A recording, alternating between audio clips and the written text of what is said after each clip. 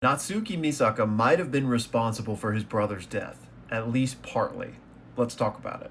All right, first of all, I want to give a big shout out to Belavai, and hopefully I'm pronouncing that correctly, who posted a thread on this idea on Twitter. So shout out to them because this really helped me crystallize something I felt when I read the chapter, because I thought there was just something weird about how Natsuki reacted when recalling his brother's death. Okay, let's start by taking a look at their dynamic, and most importantly, their brothers, right? So we gotta have a sibling rivalry thing going on here, even though they were known as the Misaka brothers. Like, they were known as this duo that worked in tandem, and they were undefeated, right? Natsuki even said that together we are invincible. But nonetheless, especially being a younger brother, you just know that there was some sibling rivalry going on, and he was living in the shadow of his more successful brother. Because we know that Ibuki Misaka gets chosen to be the wielder of Cloud Gouger, whereas Natsuki does not get chosen to wield a blade at all. And the way his brother comforts him in this moment is by saying, that's how it goes. In this world, even the slightest weakness can spell defeat.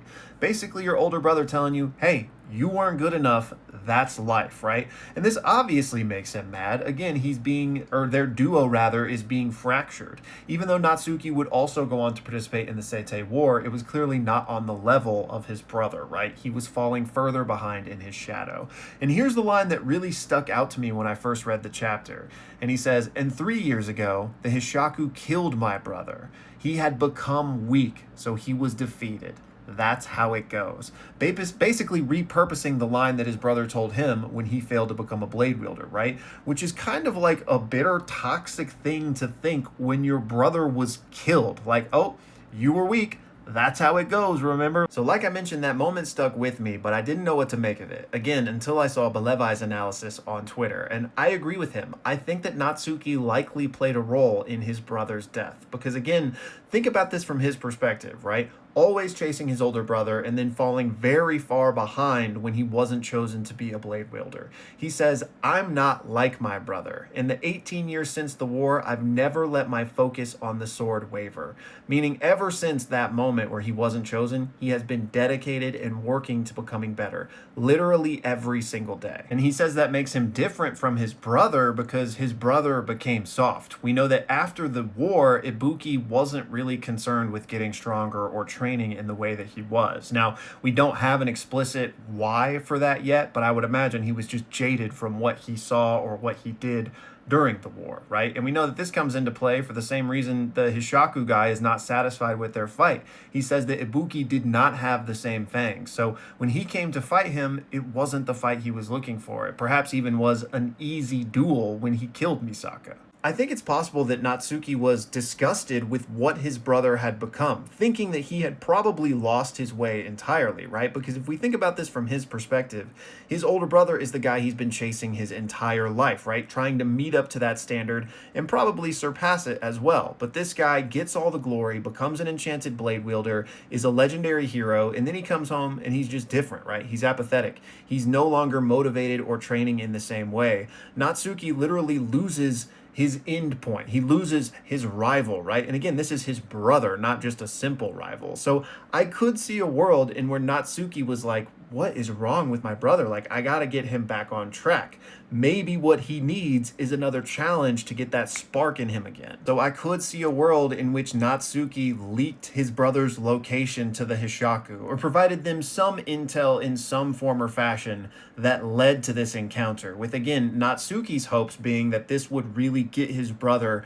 back to true form. But alas, he had become so weak that he was no match for the samurai Hishaku. If true, this could serve as an explanation as to why Natsuki was the one to discover his brother's body, because he knew that fight was coming on this day. Now, we don't need an explanation for why he was the one, like perhaps he just lived with him as his brother, right? But would his brother have lived with him at the secret hideout? Like, who knows? Now, I know that's a whole bunch of conjecture, but in light of that, I do feel like his reaction here to his brother's death would make sense, right? Because it's not one of sadness or mourning or regret, but rather disgust, right? My brother had become weak, so he was defeated.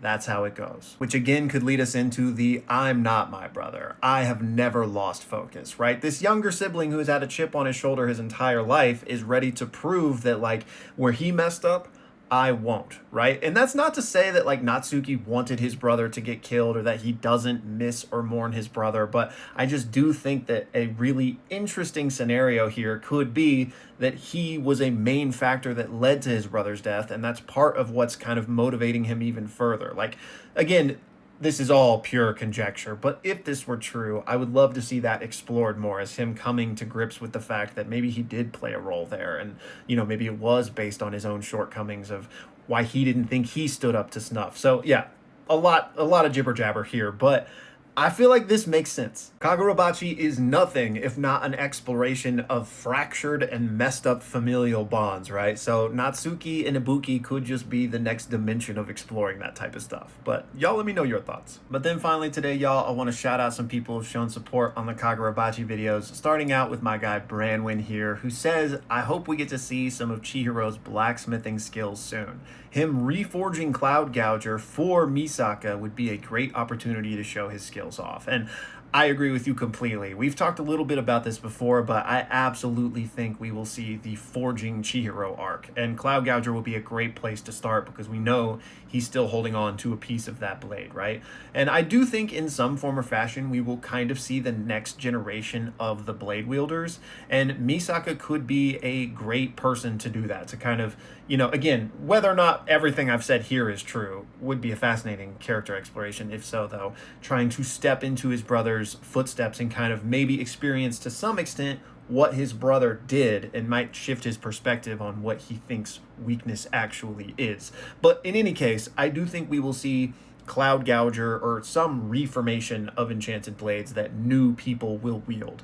We've also often talked about how Iori may be the one to wield Tobe Mune, right? So I could certainly see that happening, and I can't wait for it. And then next up, I want to give a huge shout out to both Unitra and Cubicle Katana, and still love the name, by the way. And neither of them had a question for me, but we're just showing some love on the Kagurabachi content, and just thank you guys so much for the support. But Unitra does say they wanted to take the opportunity to recommend the manga Kingdom and also Berserk. So I'm not familiar with Kingdom. I am familiar with Berserk. I haven't read the entire thing or anything, or I honestly haven't read any of Berserk other than like random snippets here and there, but I saw the original anime adaptation, probably way too young, forever altered my brain chemistry, but I love Berserk. It is something that at some point I want to read the manga from the very start, but Kingdom I'm not familiar with. As you guys probably know by now, I have a long list of things that I'm going to check out and potentially start covering, so I can't make any promises, but I'll definitely add it to the list of things I want to find out more about. Anyways, that's going to do it for this one, y'all. Please let me know all of your thoughts down below, and we will make it through this Kagura break week together. But as always, thank you for watching.